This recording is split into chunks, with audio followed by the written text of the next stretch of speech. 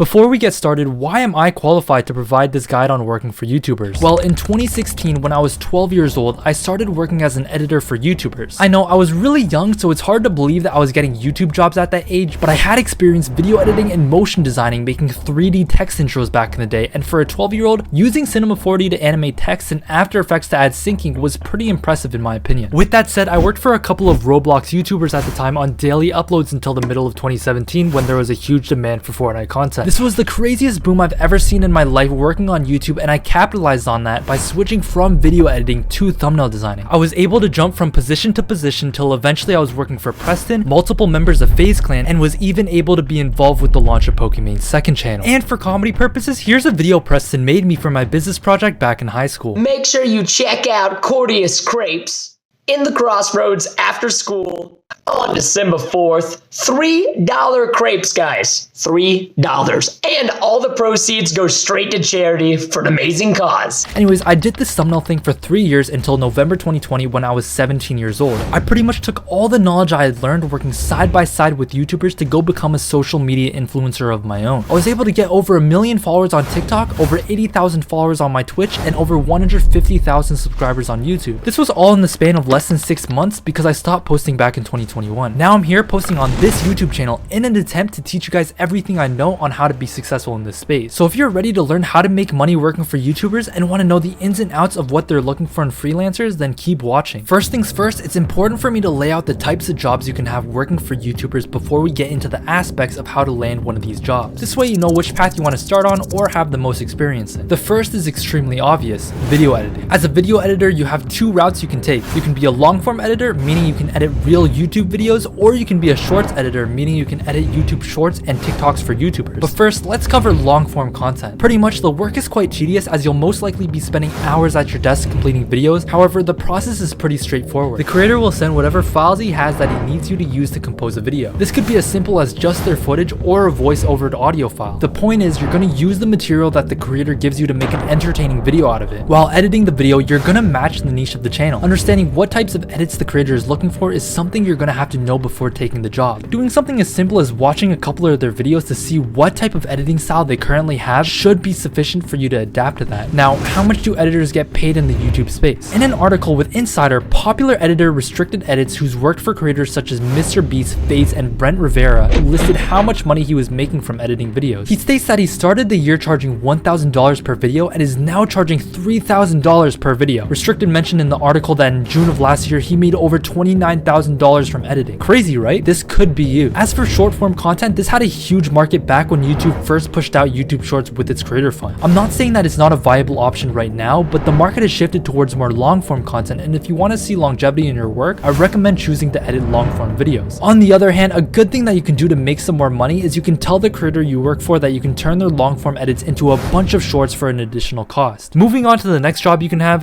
thumbnails. Thumbnails are undeniably one of the most important aspects of creating a YouTube video. After all, people won't click on your videos if the thumbnails aren't good. In order to learn how to make thumbnails, you're gonna have to have a basic understanding of Photoshop. You won't be needing any advanced skills since thumbnails are often made to be as simple as possible. Even though it doesn't take crazy Photoshop work, the real skill is making a thumbnail that conveys the idea of a video in the most simple and mysterious way possible to generate curiosity in a potential viewer. Look at it this way: the thumbnail you make is gonna be competing with every other thumbnail that pops up on a user's homepage. So what differentiates a good thumbnail designer from the best thumbnail designers? It's the ability to beat all those other designers by creating a more gravitating and curiosity-inducing thumbnail. With that said, how much can you actually make doing thumbnail design rather than video editing? It's hard to compare the two as videos require more time to edit, resulting in more money per project, where thumbnails require less time but you'll most likely be paying less per project. Regardless, YouTubers are willing to pay more now for thumbnails because they've now realized how important it actually is in order to make a good video. A lot of new designers charge around $25 to $50 per thumbnail because that's what they think some Photoshop pictures are worth. But as I've told you earlier, thumbnails are a lot more than that. Designers who truly know the value of what they're creating have the skill to prop up that knowledge and are able to charge hundreds of dollars. Additionally, instead of charging per thumbnail, there are a couple of other pricing structures you can use to maximize the amount of cash you bring in. For example, you can charge for each variation of the thumbnail you create, or by the hours it takes you to work on the thumbnail plus the revisions. One more way to make money working for YouTubers is a hidden gem.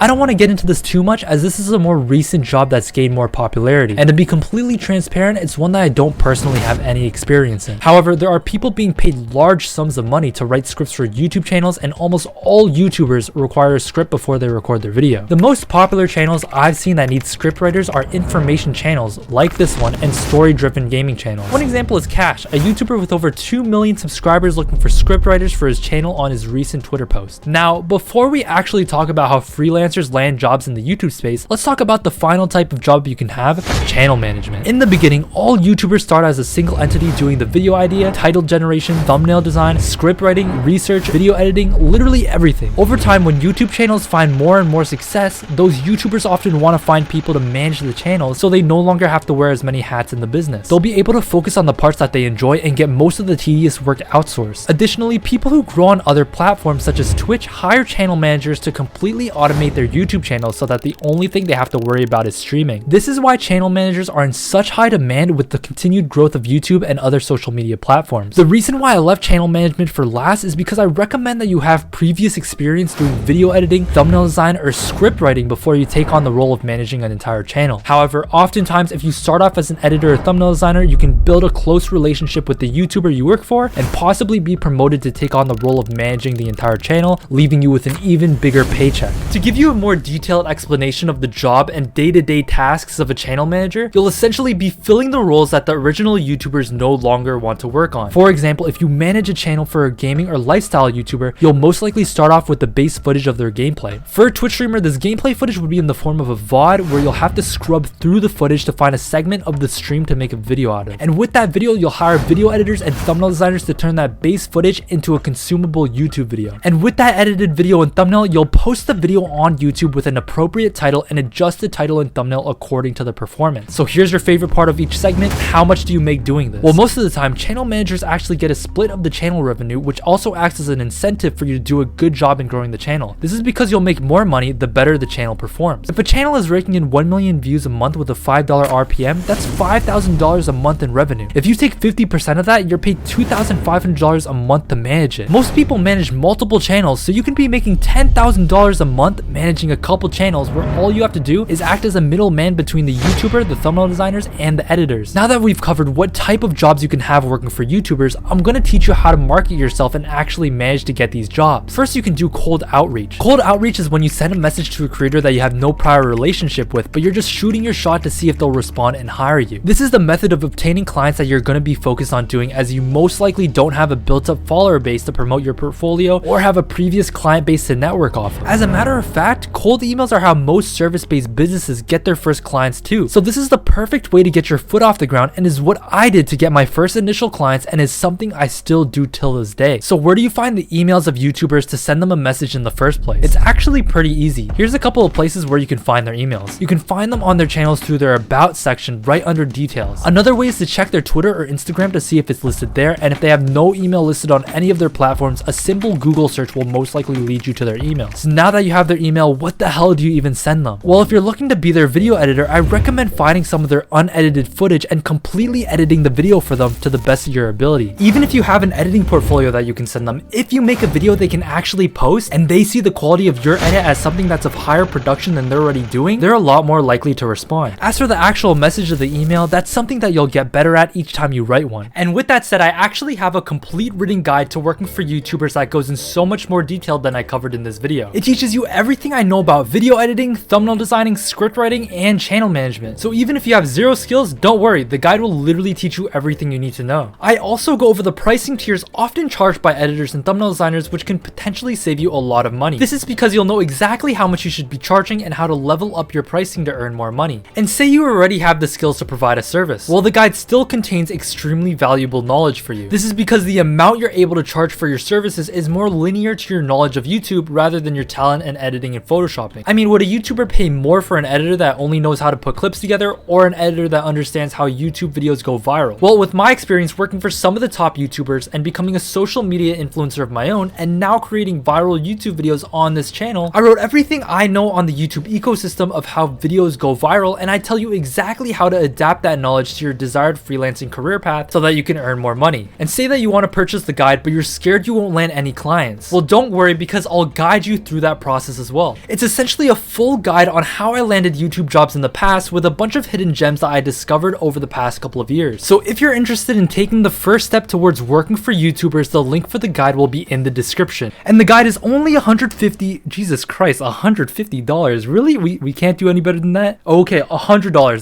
That's still a little high in my opinion. Can we do a little bit lower? $49. That seems like a good price actually. All right. Wait. $29. What the hell? Okay, I guess it's $29, guys. Go shop now. Link in the description.